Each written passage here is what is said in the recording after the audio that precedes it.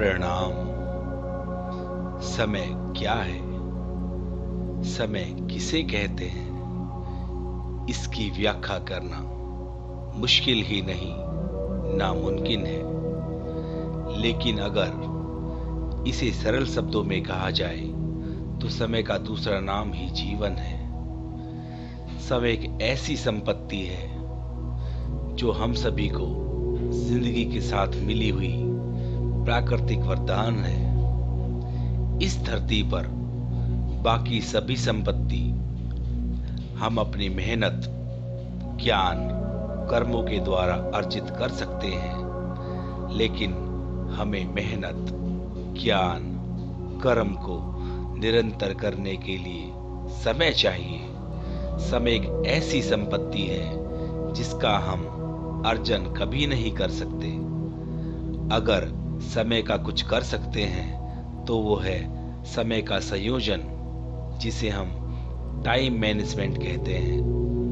हम सभी के पास दिन में सिर्फ 24 घंटे होते हैं, लेकिन जिसने इन 24 घंटे का सही संयोजन कर लिया, उसने अपनी जिंदगी में बहुत कुछ हासिल कर लिया। सफलता उसके कदम चूमती है। जब समय बीतता है तो घटनाएं घटित होती है, और जब घटना लगातार घटती चली जाती है तो उसके बीच होने वाले अंतराल को समय कहते हैं। समय मापने के मापन को घड़ी या घटी यंत्र भी कहते हैं। जिसके पास काम ही काम होता है, उसके लिए 24 घंटे का समय भी कम लगता है, लेकिन जिसके पास कोई काम नहीं होता है, उसे ये 24 घंटा भी पहाड़ तोड़ने जैसा लगता है।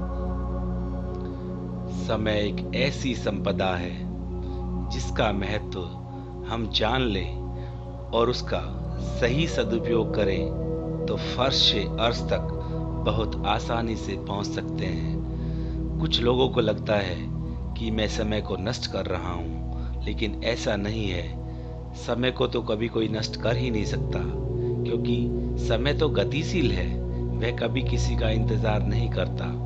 समय सेकंड, मिनट, घंटा, दिन, महीना, वर्ष के अंतराल में चलता रहता है, और समय रेत की तरह हमारी मुट्ठी से निकलता चला जाता है। इस तरह समय को हम नहीं, बल्कि समय हमें नष्ट कर रहा होता है।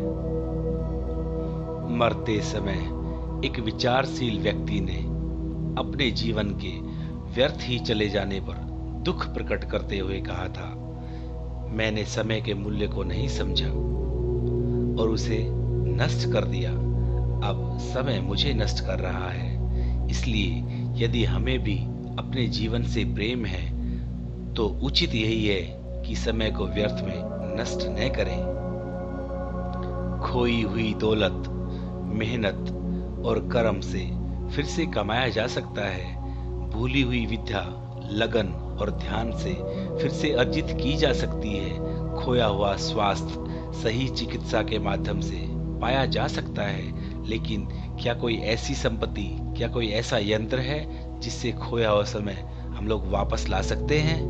जी नहीं। खोया हुआ समय किसी भी प्रकार से वापस नहीं लाया जा सकता।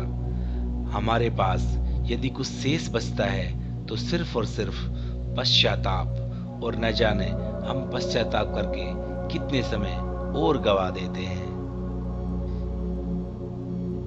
यदि हम प्रतिदिन 1 घंटे का समय किसी विषय को सीखने में लगाते हैं तो कुछ समय बाद हम उस विषय के विशेषज्ञ बन जाते हैं।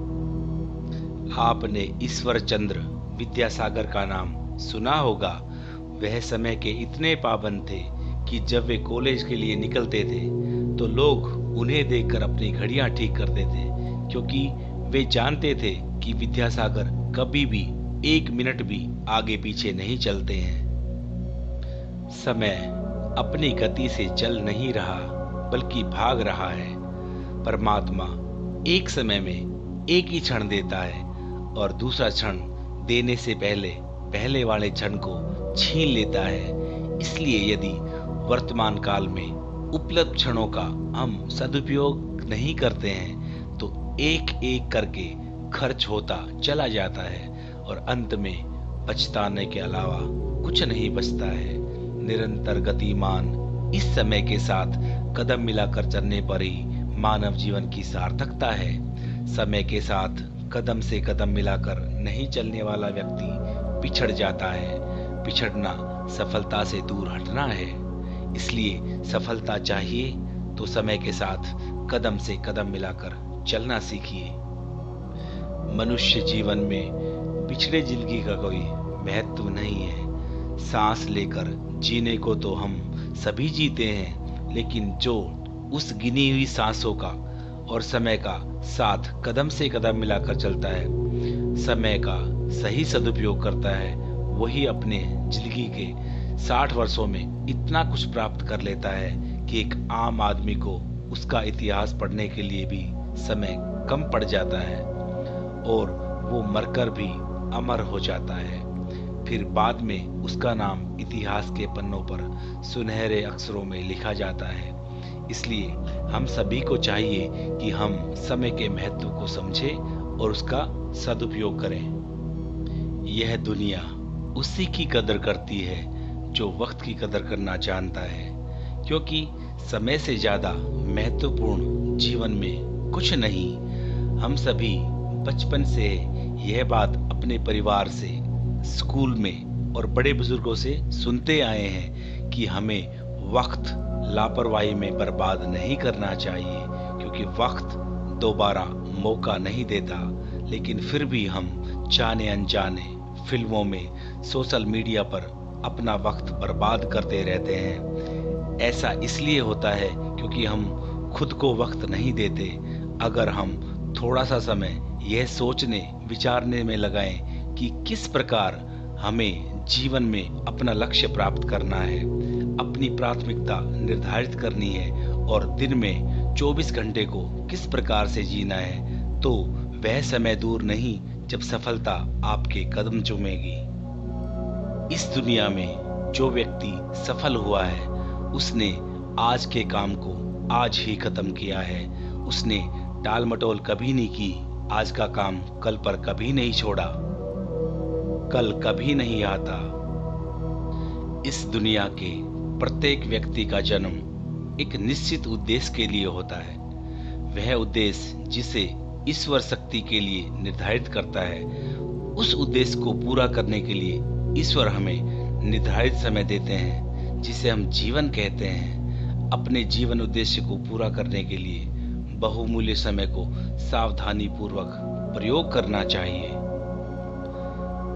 परीक्षा में कुछ घंटे प्रदर्शन करने के लिए विद्यार्थी पूरा साल मेहनत करते हैं, क्योंकि परीक्षा के चंद घंटे पूरे साल की मेहनत किस प्रकार से सिखाते आए। इसलिए विद्यार्थी को समय की महत्ता को पहचानना चाहिए और पूरा वर्ष मेहनत करनी चाहिए, ताकि उन 2-3 घंटों में उसका परिणाम सफलतापूर्वक रहे। हम पूरा जीवन इस सोच में निकाल देते हैं कि अच्छा समय आएगा। समय सारे ही अच्छे होते हैं। आप अपने समय को अच्छा बना सकते हैं। इसलिए समय को कभी नहीं गंवाना चाहिए। समय का हमेशा सदुपयोग करना चाहिए। अब आज के गुरु मंत्र का समय हो गया है। आज का हमारा गुरु मंत्र संख्या 23। हमारा आज का गुरु मंत्र है, आज से मैं 15 से 30 मिनट मॉर्निंग वॉक पर जाऊंगा, या आज से मैं 15 से 30 मिनट मॉर्निंग वॉक पर जाऊंगी। जब आप सुबह की सैर पर निकलते हैं तो वातावरण बहुत ही शुद्ध होता है। बहुत ही सुंदर सुंदर मीठी मीठी आप शुद्ध ऑक्सीजन लेते हैं। आसपास का माहौल, चहचहाट, चिड़िया की चहचहाट, बहुत ही शुद्ध ऑक्सीजन, और आप जब चलते हैं तो आपका माइंड रिफ्रेश होता है और आपको अच्छी अनुभूति होती है। इसलिए मैं आज का मंत्र फिर से दोहराता हूँ। आज का गुरु मंत्र है, आज से मैं 15 से 30 मिनट मॉर्निंग वॉक पर जाऊंगा, या आज से मैं 15 से 30 मिनट मॉर्निंग वॉक पर जाऊंगी। आज के लिए इतना ही। प्रणाम।